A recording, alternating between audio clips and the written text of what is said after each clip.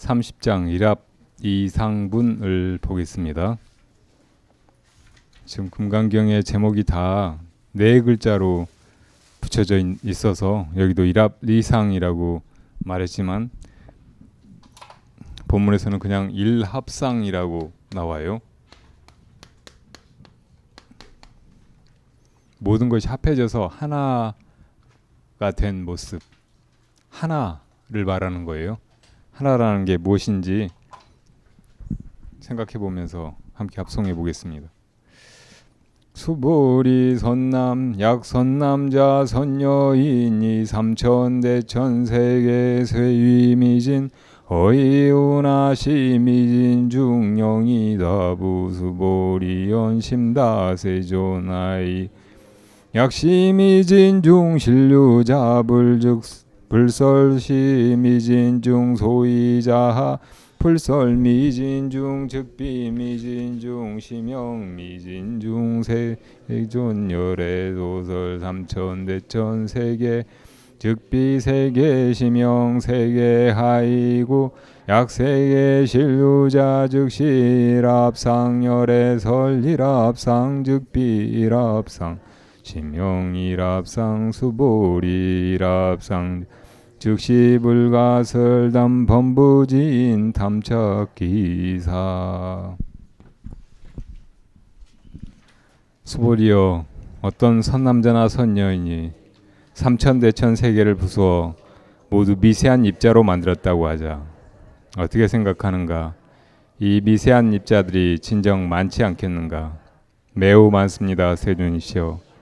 왜냐하면 그 미세한 입자들이라도 참으로 실제하는 것이라면 여러께서 이 미세한 입자들이라고 지칭하지 않으셨을 것이기 때문입니다. 여러께서 미세한 입자들이라 하신 것은 사실 미세한 입자도 아니지만 단지 미세한 입자라고 말씀하신 것뿐입니다. 세존이시여, 여러께서 말씀하신 삼천대천세계 또한 세계가 아니라 세계라 부르는 것일 뿐입니다. 왜냐하면 만일 세계가 실제하는 것이라면 그것은 일합상, 곧 모든 것이 하나인 모습이겠지만 여러께서 일합상이라 하신 것은 사실 일합의 상도 아니며 단지 그 이름이 일합상이 뿐이기 때문입니다. 수보리여, 일합상이라는 것은 이루 말로 표현할 수가 없는 것이거늘 다만 범부들이 그것에 천착할 따름이니라. 이 세상 모든 것을, 우리 안팎에 있는 모든 것을, 혹은 있고 없는 이 모든 것을 다 통틀어서 하나로 말한다면 그게 뭘까요? 그걸 여기서는 일합상이라고 했어요. 일합상이 뭔가에 대해서 수보리가 부처님과 대화를 주고받다가 마지막에 부처님께서 그것은 말로 표현할 수가 없는 것인데 범부들이 그것에 천착할 따름이라고 했습니다. 뭐라고 말할 수 없는 것이란 말씀이에요. 여러분들이 대답을 할 수 없는 것도 당연합니다.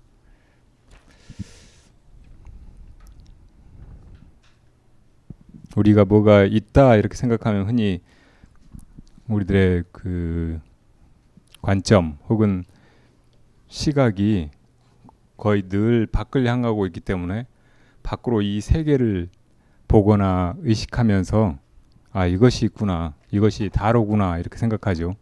그거를 뭐 우주라고 세계라고 하는데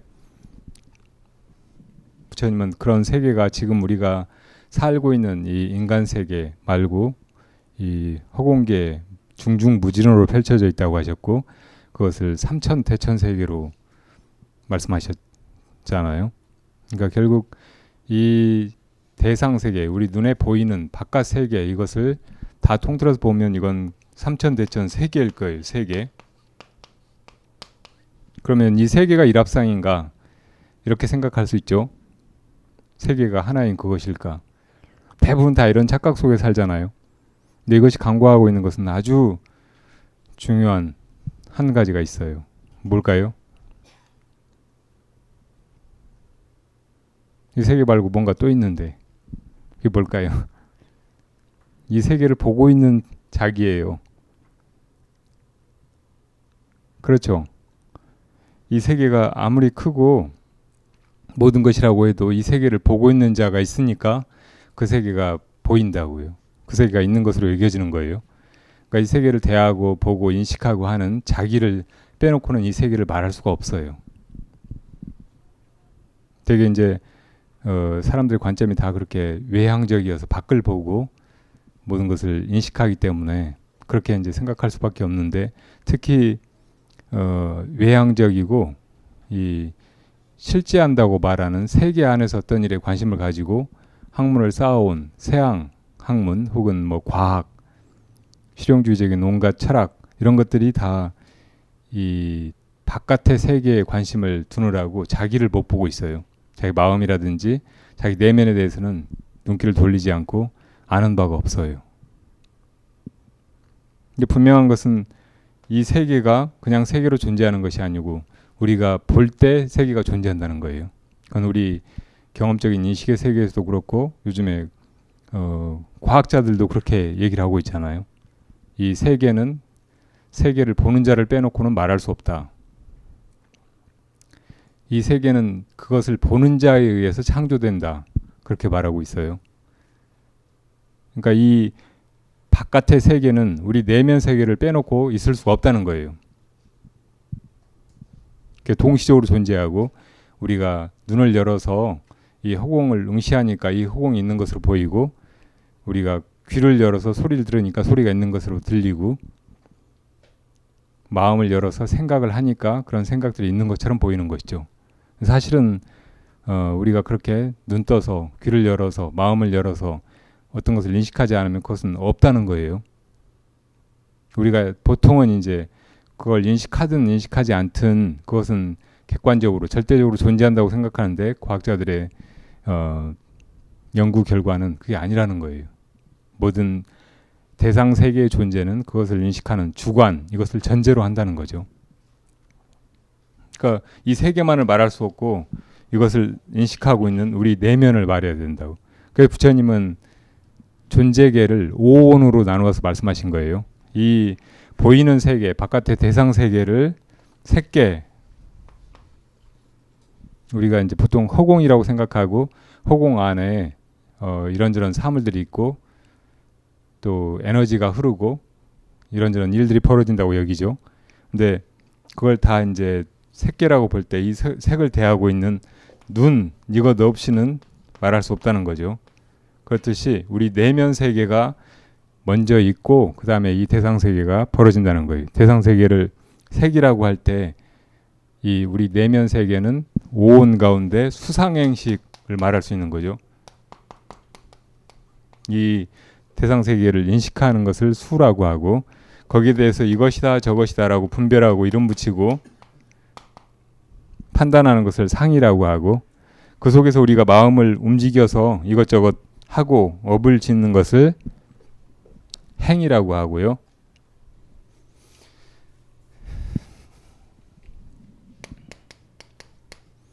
그리고 이 모든 것의 저변에 움직이지 않아도, 어떤 것을 하지 않아도 그대로 있는 그 식이 있죠, 식.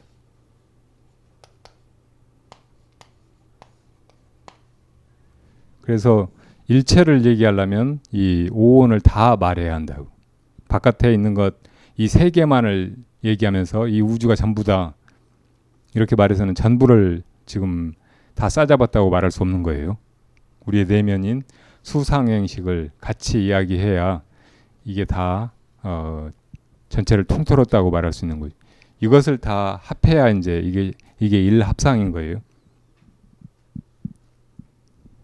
누구든지 다 하나가 뭐냐고 물어보면 딱 막힐 거예요. 부처님 당시에 어떤 젊은 여자가 있었어요. 이제 한창 혼기에 접어든 미모의 아가씨인데, 자기 집 2층에서 바깥에 거리를 내다보고 있었는데 남자들에게 눈이 가는 거예요. 그 나이의 여자들이 다 그러겠지만. 근데 그 중에 정말 눈길을 끄는 한 남자가 지나가는 걸 보고 자기도 모르게 계단을 뛰어내려가서 그 남자를 따라갔어요. 근데 누가 이제 따라오는 걸 보고 그 남자가 도대체 왜 나를 따라오느냐고, 당신 누구냐고 하니까 난 당신이 좋아서 따라온다고 얘기를 했어요. 솔직하게. 나를 데려가 달라고. 그러니까 그 남자가 이렇게 보니까 그 여자가 아주 부잣집 딸이어서 목걸이, 팔찌, 반지 막 다 값나가는 것들을 하고 있는 거예요. 그래서 좋다고 따라오라고 데리고 왔어요. 왜 그랬냐면 그 사람이 도둑이었거든요. 근데 이 도둑이 그 여자의 미모에는 별로 관심이 없고 같이 데리고 살면서도 어떻게 하면 저 팔에 끼고 있는 팔찌를 뺐을까, 목걸이를 언제 풀러가지고 가질까 이 생각뿐인 거예요. 그걸 알고는 이 여자도 어떻게든 이걸 뺏기지 말아야지 이 남자가 나한테 관심을 가지고 같이 데리고 살 거라고 생각하고 악착같이 이제 그걸 몰래 풀려가려고 하면 얼른 감추고 손을 빼고 막 그렇게 했어요. 근데 이 사람의 업이라는 게 참 이상하잖아요. 아무리 해도 그게 잘 놓아지지가 않는 거예요. 거지 업을 타고난 사람은 자기 집이 아주 부자고 자식들도 돈이 많고 그래도 나가서 그냥 공연히 지하철에 엎드려 가지고 있다가 사람들이 100원짜리 던져주면 그렇게 행복하대요. 매일 그렇게 하고 사는 거예요. 이상하죠. 스님이 될 업 있는 사람들은 멀쩡한데 그냥 어느 날 집 떠나서 산속에 가서 살고 싶은 거예요. 거의 대부분 다 이제 업이나 전생에 자기 바로한 대로 그렇게 인생을 살아요. 근데 이 도둑인 남자는 어떻게든지 이제 다른 사람이 가지고 있는 귀중품이나 뭐 폐물 같은 거를 훔치는데 이렇게 인생의 보람을 느끼는 거예요. 아무리 이 여자 걸 뺏으려고 해도 도대체 이건 안 뺏기려고 하는 거예요. 하루는 이제 꾀를 내 가지고 내가 오늘 당신 저 깊은 산에 아주 좋은 경치를 보여주겠다고 같이 산보를 가자고 했어요.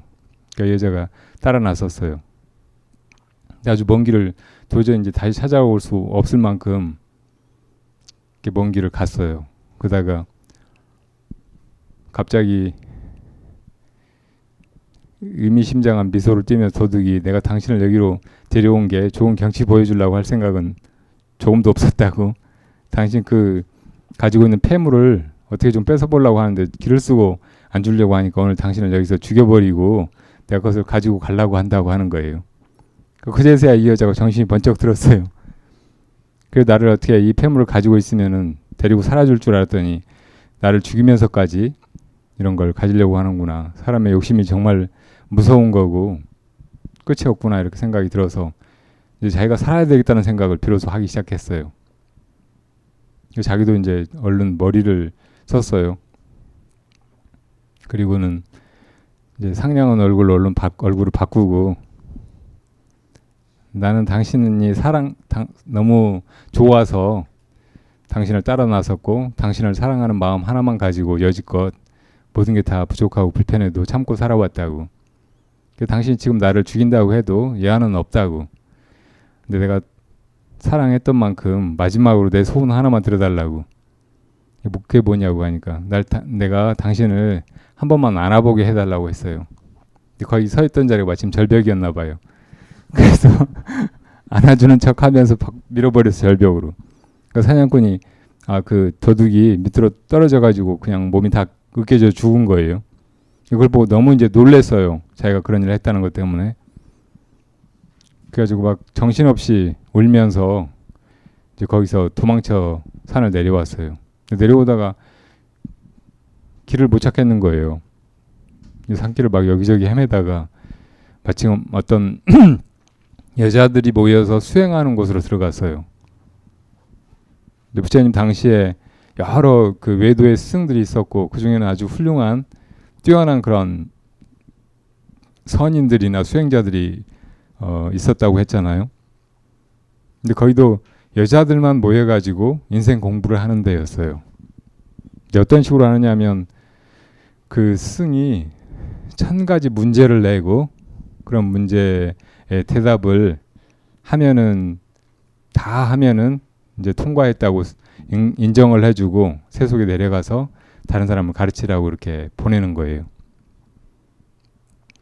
처음에는 이제 너무 놀라고 오갈 데도 없으니까 거기 이제 의탁해 살면서 여기 일을 조금씩 거들어주면서 지내도 되겠냐고 해서 겨우 이제 연명을 하고 지내는데 보니까 그래도 사람들이 수행하면서 살고 마음들이 다 진실하고 좋아서 이제 거기 머물러 있게 됐어요. 근데 그냥 있지 말고 거기 스승 따라서 공부를 해보라고 하는 거예요. 그래서 이제 질문을 하나씩 하나씩 풀기 시작했는데 이 여자가 별로 굉장히 지혜로운 사람이어가지고 얼마 만에 이제 그 1000개 문제들을 다 통과했어요. 그러자 이제 그 스승이 이제 됐으니까 내가 세상에 살면서 너보다 더 지혜로운 사람이 있으면 그분한테 배우고 너보다 못한 사람이 있으면 그 사람들을 깨우쳐주면서 살면 된다고 하는 거예요. 그래서 이제 산길로 다시 내려오는데 내려오다가 중간에 어떤 나무 밑에서 선정이 잠겨 있는 사문을 봤어요. 근데 그 모습이 너무나 평화롭고 거룩해 보이는 거예요.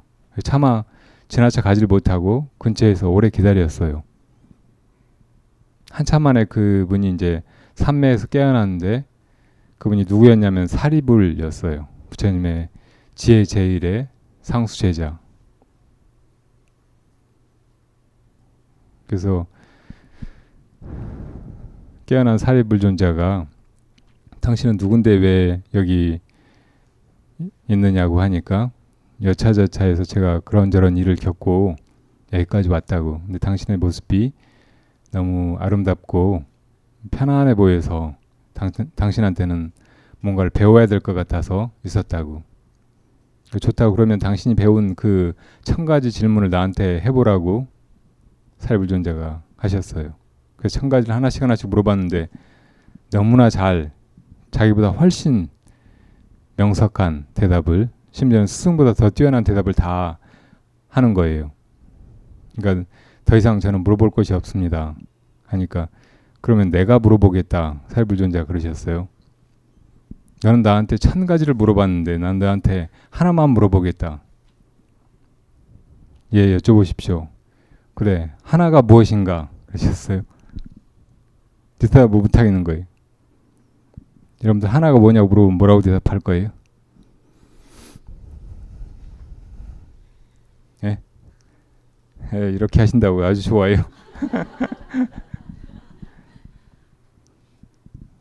이건 이제 정말 지혜가 생겨야 혹은 선에 들어야 대답할 수 있는 거죠.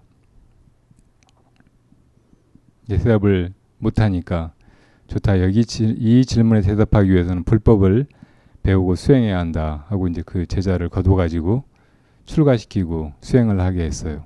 그래서 그 여자가 얼마 지나지 않아가지고 깨달음을 이뤘다는 얘기가 경전에 있어요.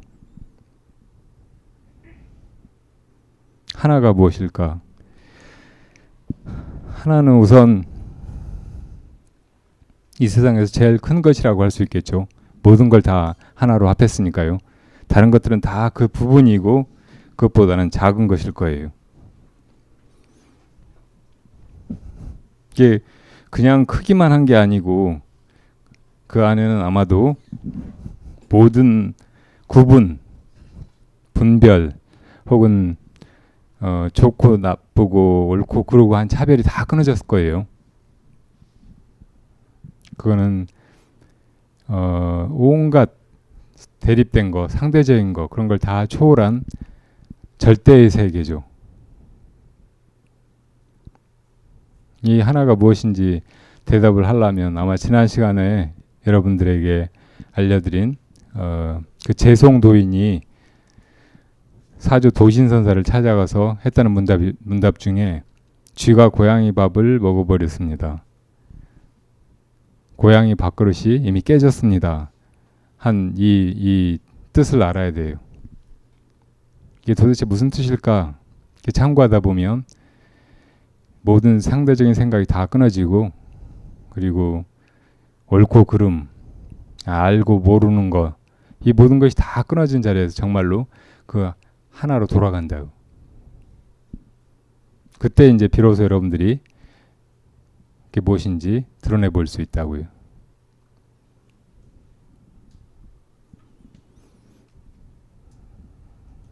이것을 사실은 알아야 하고 그것을 알아야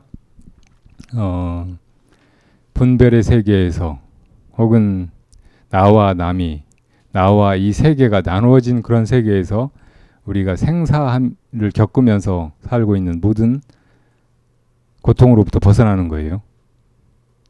분리된 세계, 나와 남이 나눠지고 옳고 그름이 나눠지고 좋은 것과 나쁜 것이 분별되는 그런 세계에는 절대적인 영원한 행복이 없어요.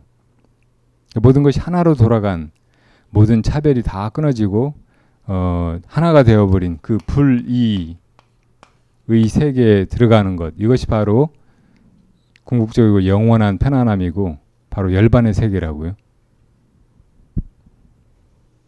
이것을 여기서는 일합상이라고 표현한 거예요. 일합상. 모든 것이 다 하나로 합해져 버린 모습. 절대 하나.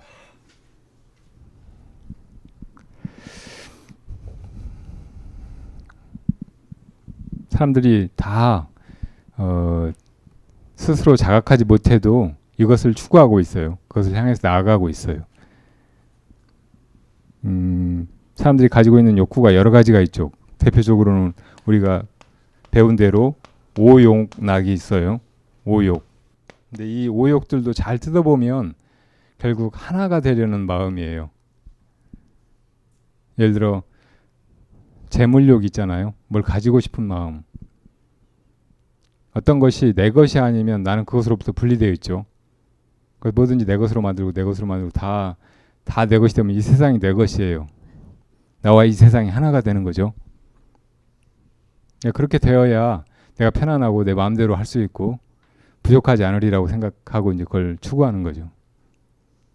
근데 이건 처음부터 나와 어떤 물건이 나와 대상 세계에 있는 어떤 것이 분리되어 있다고 생각하고서 그것을 이제 긁어 모으고 내 것으로 삼고 하려고 하는 거의 이제 불가능한 그런 노력이잖아요. 아무리 사람이 평생을 혹은 수많은 생을 긁어 모은다고 해도 다 가질 수가 없죠. 그리고 결국은 죽으면서 다 잃어버리게 되고 아무것도 못 가져가게 되고. 그러나 모든 것을 가지는 방법이 있다면 우리가 많이 배운 대로 그냥 다 포기하는 거예요. 다 남주어버리는 거예요. 그렇게 위대한 포기를 하다 보면 결국 모든 것이 다 여기 이 자리에 이미 내 것으로 있다는 것을 깨닫게 된다고. 두 번째로 식욕이 있죠. 식욕.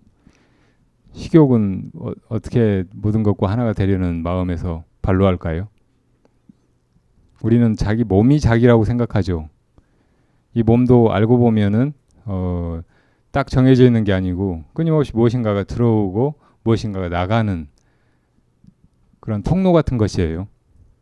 강을 보면 지금 여기 한강이 이렇게 흘러가는구나 하고 한강이 있다고 생각하지만 알고 보면 끊임없이 새 물이 흘러 들어오고 여기 지나가던 물은 바다로 가버리고 한강은 그냥 그렇게 지나가는 통로일 뿐이잖아요. 물의 길일 뿐이죠. 우리 육신도 그래요. 근데 한강은 뭐 강둑이라도 있고 강바닥이라도 있겠지만 우리 육신은 아무것도 없어요. 다 그냥 무엇인가 우리 안에 들어왔다가 흘러나가 버리는 것 전체가 다 그것뿐이라고요. 근데 어쨌든 우리는 착각 속에서 지금의 이 형체와 이 질량감을 가진 이것이 내 육신, 나라고 생각하고 산다고요. 항상 그 느낌 때문에 모든 것과 분리되어 있다고 생각하죠. 저 사람은 남이고 저 사람은 나를 해치려고 하고 이 육신은 항상 불안정하고 언젠가 죽게 될 것이고 끊임없이 탈이 나고 그러니까 이 육신을 건강하게 유지하고 싶다든지 혹은 무엇인가를 먹어서 내가 그것과 하나가 되고 싶은 거예요. 그 아주 본능적인 욕구인데 그 동물들 보면 그런 걸 잘 알 수 있어요. 동물들은 싸우죠. 그러니까 적이잖아요. 적과 싸우는데 자기가 이겼으면은 그 시체를 먹어버려요. 저 식인종들도 그러거든요. 그러니까 뭘 먹어버려야 그것과 내가 하나가 되고 이제 더 이상 적이 없고 싸움이 없다고 편안하다고 느끼는 거예요. 뭐든지 그렇게 다 먹어버리면 좋겠지만 다 먹을 수가 없죠. 아주 적은 양밖에 못 먹어요. 그렇게 먹어가지고 언제 세 개를 다 먹겠어요. 근데 어쨌든 먹을 때 우리가 행복감을 느끼는 이유가 밖에 있다고 생각하는 것이 내 안에 들어와가지고 나가 되기 때문이라고. 나와 하나가 되기 때문이에요. 그러니까 그건 역시 이제 하나가 되려는 욕구가 그런 형태로 드러난 것이라고 말할 수 있죠. 성욕도 그렇죠. 성욕도 우리가 한쪽에 편향된 성을 가지고 있으면서 다른 쪽 성과 만나서 하나가 되는, 그건 상당히 심리적으로 그야말로 하나가 되는 느낌을 줘요. 그렇기 때문에 굉장히 그 뿌리가 깊고 끊기가 어려워요. 어쨌든 그 모티브는 다른 존재, 분명히 나눠져 있어서 남인 그 존재와 내가 하나가 되려는 욕구라고. 그러니까 사랑한다고 느끼는 것도 내가 나를 버리고 당신은 당신을 버리고 우리가 하나가 되었으면 하는 그런 마음이라고 말할 수 있어요. 또 명예욕 있죠. 명예욕은 이 자아가 드러내는 아주 강한 그런 욕구예요. 근데 명예를 추구하던 사람이 다른 사람보다 더 높이 올라가고 수많은 사람들의 제일 우두머리가 되고 할 수만 있으면 온 세상을 다 제패해가지고 그 왕이 되고 그러고 싶어 하는 마음이죠. 근데 우리가 이렇게 자아로 분리되어 있으면 항상 다른 존재가 언제 적이 될지 모르고 언제 나를 위협할지 모르고 하니까 불편하고 불안한 거예요. 내 편으로 만들어버리든지 내 신복으로 만들어야 편안한 거죠. 내 말을 듣고 내가 하라는 대로 움직이고 내 뜻같이 그렇게 되어야 내가 편안한 거예요. 그런 마음이 명예욕이에요. 다른 존재가 다 내 밑으로 들어오고 내 마음대로 되고 꼭 내 분신같이 되고 나와 하나가 되고 그러기를 바라는 거예요. 그렇지 않고 남으로 밖에 적으로 있으면 불편하고 괴로우니까 불안하니까. 이거 역시 사실은 모든 걸 다 하나로 통일해 가지고 자기가 그 주인이 되고 싶은, 그러니까 하나가 되고 싶은 그런 마음이라고 말할 수 있는 거예요. 잠자는 거 마찬가지죠. 지금까지 이 네 가지 욕구는 다 내가 있고서 그 다음에 다른 것과 하나가 되고 싶은 그런 마음이었잖아요. 근데 우리가 경험적으로 내가 있는 한은 항상 다른 것과 분리된 느낌을 면할 수가 없어요. 내가 있어서 식욕도 일으키고 성욕도 일으키고 명예욕도 일으키고 재물욕도 일으키지만 그걸 가져봐도 불안하잖아요. 사실은 나하고 완전히 하나가 되었다고 말하기가 힘들어요. 근데 잠잘 때는 우리가 아주 그 심리적으로 쉽게 무아를 체험한다고. 잠자면 자기가 없잖아요. 자기가 없는 상태에서 모든 것과 하나 된 그 느낌을 너무 편안하게 향유하는 거예요. 그래서 아무리 복잡한 일이 있고 힘든 일이 있어도 잠들면은 그냥 다 잊혀지고 너무 편안하고 좋다고. 사실은 이 잠에 대한 욕구 때문에 어떤 사람들은 살다가 너무 힘들면은 그냥 영원히 잠들고 싶다 생각하고 자살할 수도 있어요. 그러니까 결국 자아가 있어가지고 그 자아가 모든 것과 합일하려는 그런 욕구를 일으키다가 나중에는 이 자아가 사라져야 결국은 모든 것과 하나가 되는구나 여기고 이제 이렇게 수면욕에 빠질 수 있죠. 이 수면욕은 뿌리가 아주 깊어요. 이 아까 이제 성욕이 뿌리가 깊다고 말했고 명예욕도 결국 자아에서 바로 발로하는 것이기 때문에 이게 쉽지 않다고 얘기를 했죠. 그러니까 성욕이 사람을 태어나게 하고 이 생사에 이끌려 들게 만드는 그런 강한 욕구라면은 살아있는 동안에는 명예욕이 아주 문제예요. 이 자아에서 바로 발로하기 때문에. 근데 그것보다 사실 더 깊은 뿌리에 있는 것이 수면욕이라고요. 수면욕은 실제로 여러분들이 그 수행에서 이 생사, 내가 있고 없고 그럼 모든 걸 떠나가지고 진짜 그 하나인 자기 본래 자리로 돌아가려고 할 때 마지막에 큰 장애가 되는 것이에요. 그래서 옛 스승들도 이 광겁장도의 수마막대라고 얘기하셨어요. 이 도덕은 기나긴 길에 잠이 우리를 그 도의 길에서 가로막는 제일 큰 장애라고. 이건 수면욕은 이 무아를 진짜 체험하게 하는 게 아니고 가짜로 사실 거기 이제 업도 있고 무명도 있고 모든 것이 다 다시 깨어나면은 제자리일 뿐인데 잠시 그걸 잊게 만드는, 그러니까 어떻게 보면 아주 깊은 유혹이면서 또 아주 강한 그런 장애인 거예요. 여기 오욕이 사실은 본래 다 합일의 욕구에서 나온 것이라는 것을 통찰하고, 그리고 또 그것이 가지고 있는 한계, 불가능한 것을 자꾸 이제 꿈꾸게 만드는 그런 면을 떨쳐버리고 그걸 뚫고 나가야 된다고. 다시 말하면 오욕을 떨치고 욕망이 없는 그 마음의 본래 자리로 돌아가야 되는 거예요. 그래서 부처님의 법을 이욕존이라고 말해요. 우리가 삼귀할 때 부처님은 지혜와 자비가 두 가지 다 부족하신 그런 존귀하신 분이라고 양족존이라고 하고, 부처님의 법은 이욕존이라고 말해요. 이욕존. 이욕은 욕망을 떠난 존재란 말이에요. 우리가 모든 욕망을 다, 오욕락을 다시 말하면 다 비워버리면 그 우리 본래 마음 자리가 바로 부처님인 거예요. 부처님의 가르침이고, 부처님이 우리로 하여금 얻으라고 말하는 그 열반의 세계가 바로 욕망을 떠난 곳에 있어요.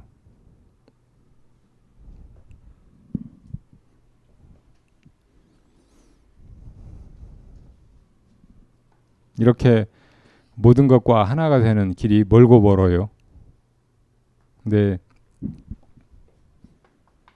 수없이 많은 사람들이 그것을 꿈꾸고 갈망하고 여러 가지 방법으로 그 하나가 무엇인지를 탐구해 왔다고 할 수 있죠. 철학적인 방법으로 혹은 자연과학적인 방법으로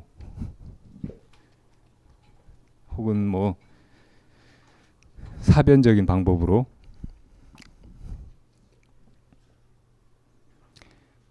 과학자들은 이 세계가 이렇게 밖에 대상으로 펼쳐져 있다고 보고, 그 세계 안에 모든 것들이 다 이 근원적인 요소, 원소로 이루어졌다고 되게 봤어요. 모든 게 사실은 뜯어보면 그것을 이루고 있는 그 성분 혹은 그 재질, 이런 것이 규명이 되잖아요. 그래서 어떤 물질적인 것이라도 그 안에 더 이상 나눌 수 없는 작은 입자, 알갱이 같은 것이 있으리라고 생각했다고요. 그래서 이런 입자를 원자라고 말했죠. 원자.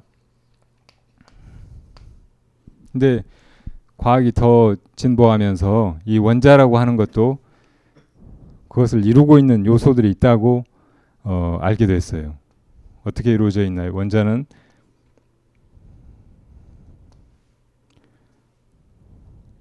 이 하나의 양성적인 에너지, 양성자가 안에 있고, 그것을 돌고 있는 음성적인 에너지, 전자가 있는 거예요. 그걸로 이루어져 있어요. 그러니까 결국은 대립적인 두 가지 에너지가 적당하게 균형을 이루면서 또 때로는 이제 상충하면서 이렇게 한 가지 모습으로 있지 않고 끊임없이 변화하고 있는 거예요.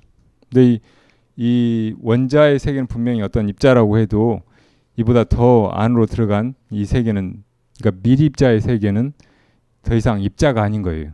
그럼 무엇일까요? 플러스적인 에너지, 마이너스적인 에너지라고. 에너지는 더 이상 어떤 알갱이가 아니고 하나의 힘일 뿐인 거예요. 이것도 이제 더 들어가 보면은 뭐 쿼크라고 하는 그런 힘의 단위로 분해될 수 있다고. 근데 이건 더 이상 입자가 아니어서 그런 성향을 가진 에너지 혹은 그런 식으로 작용할 어떤 소지 같은 것이지, 이렇게 고정되고 가시적이고 잡을 수 있고 포착할 수 있는 그런 것으로 있는 게 아니에요. 근데 어쨌든 이 제일 작은 단위를 과학자들이 원자라고 말했는데, 우리 옛날 사람들은 아주 작은 걸 무엇에 흔히 비유했어요? 티끌. 그래서 여기도 보면은 이 미진이라는 말이 나오고 있잖아요. 아주 작은 티끌.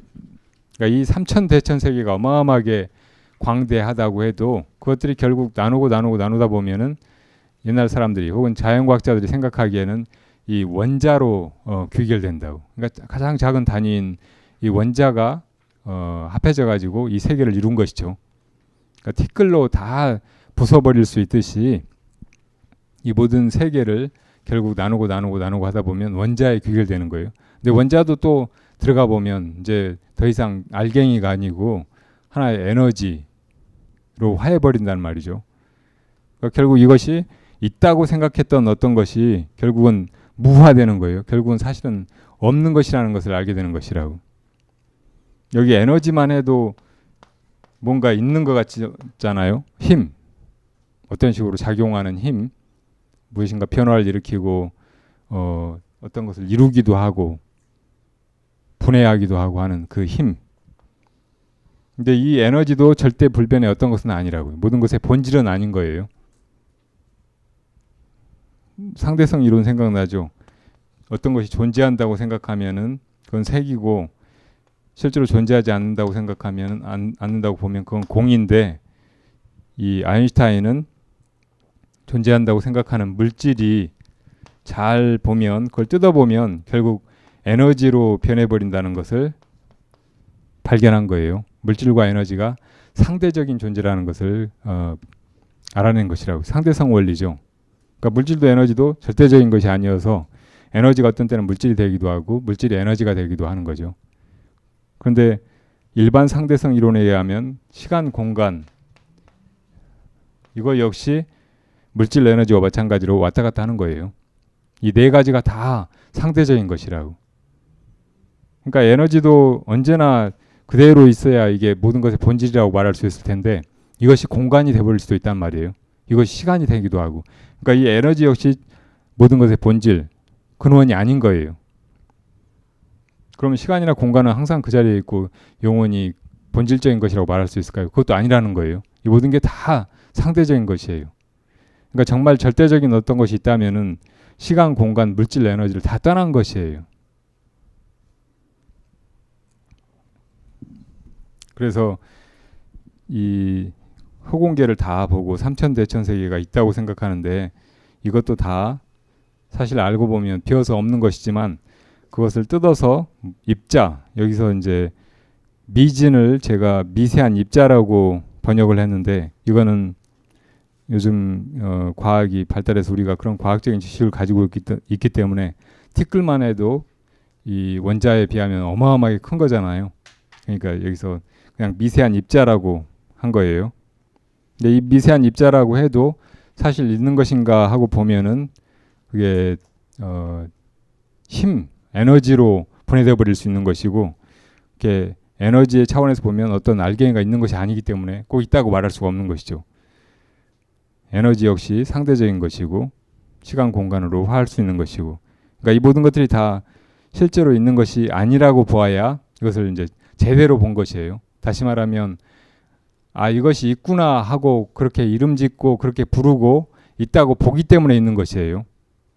미세한 입자라고 하는 것도 미세한 입자라고 우리가 원자니 무슨 쿼크니 원자, 양성자, 중성자, 전자 이렇게 부르니까 그게 있는 것 같아 보일 뿐이지 사실 꿰뚫어 보면 있는 것이 아니라는 말이죠.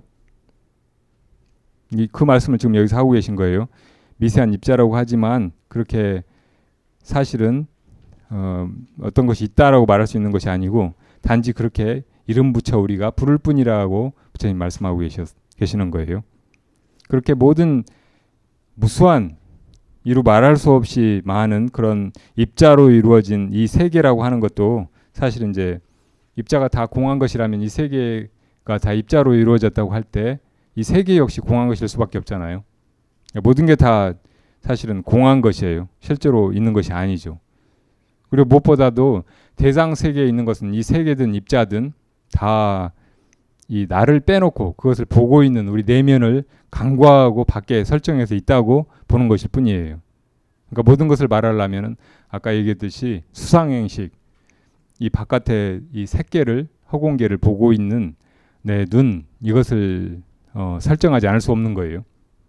그래서 색수상행식 이 모든 것을 오온을 다 통틀어 가지고 이게 있는 것이라고 하나라고 말할 수가 있을 것인데 그 오온은 진짜 있는 것이 아니고 역시 공한 거죠. 반야신경 우리가 배운 대로 오온이 다 공하다는 것을 깨달아야 관세음보살님처럼 우리도 그것이 실제한다고 착각하면서 겪는 모든 괴로움에서 벗어나는 거죠. 그러니까 어떤 존재하는 것, 이것이 비록 색수상행식 이 오온을 다 망라하고 있는 것이라고 할지라도 이것은 분명히 존재하지 않는 것, 이것을 상대로 설정한 것이잖아요. 이거 역시 둘이라고.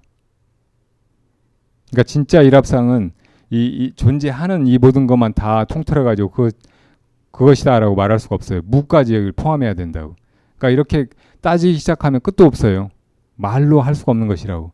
불가사의한 것이고 불가설한 것이죠.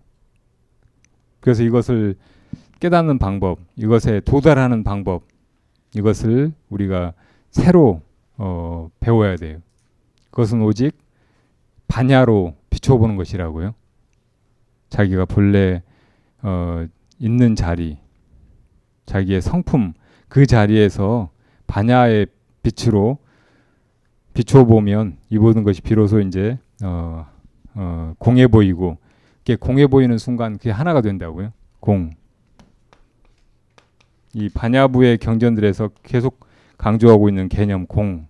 이것은 그러니까 유무 사이에서 없음과 무와 마찬가지로 어떤 개념적인 것이 아니고 실제로 존재하는 그 근원의 존재인 거예요. 그러니까 일합상인 거예요.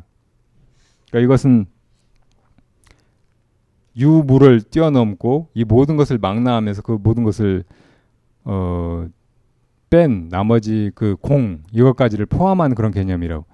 그래서 이것을 이 개념화된 유무 사이의 무가 아니고 진짜 실제로 존재하는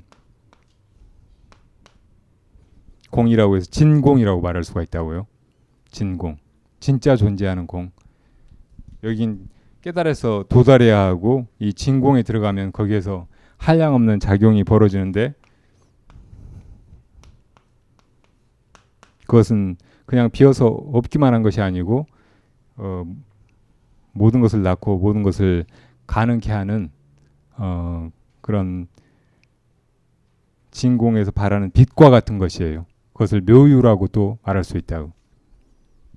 반야의 작용 혹은 일체 중생을 제도하는 그런 자비심, 이런 것이 묘유라고 말할 수 있죠. 자, 이렇게 실제 그 진공 묘유한 공 혹은 일합상, 여기에 대해서는 우리가 아무리 말로 이렇게 저렇게 설명을 해도 그게 개념적인 이해일 뿐이고 거기에 참답게 도달하는 그런 깨달음은 아니죠. 그래서 이제 거기 이르기 위해서는 이렇게 이론적인 혹은 경전 공부와 같은 학문적인 그런 태도보다는 바로 참고에 들어가는 것이 필요한 거예요. 하나가 무엇일까 과연, 이렇게 묻고 하는 거, 이것이 유일한 좋은 방법이라고 할 수 있어요. 그러니까 우리가 본래 가지고 있는 그 반야의 빛을 일으키는 방법이고, 거기 들어가 가지고 자기 스스로 모든 분리된 것을, 상대적인 개념을 떠나버리고 마음의 그 본래 상태, 거기 이르게 되는 길인 거죠. 그러니까 이렇게 이론적으로 설명이 어려운 것을 말로 하려고 보면 자꾸 어렵게 느껴지고 졸립죠. 그러니까 그냥 참고하는 것이 좋아요. 그냥 할 뿐인 그런 상태가 훨씬 좋다고요. 살면서 모든 괴로움은 다 분별해서 벌어지고 그것을 넘어서는 괴로움 없는 지혜의 길은 분별을 떠나는 것을 통해서 가능하다고. 지난 시간에 그 설봉 스님이 쌀 씻고 있을 때 쌀을 가려서 버리느냐 돌을 가려서 버리느냐 하고 물었을 때 어떻게 하면 되겠어요? 분별을 떠나가지고 조리질 해 보이면 되는 거예요. 그게 그냥 대답하는 거잖아요. 꼭 말로, 그러니까 분별에 의해서 이것이다 저것이다 하려고 생각하니까 막히는 거예요. 그러니까 둘 다 버립니다 하고 갑자기 이제 엉뚱한 대답이 튀어나오는 거죠. 자, 그렇게 모두 편안하고 행복하게 잘 지내시기 바랍니다. 다음 시간에 뵙겠습니다.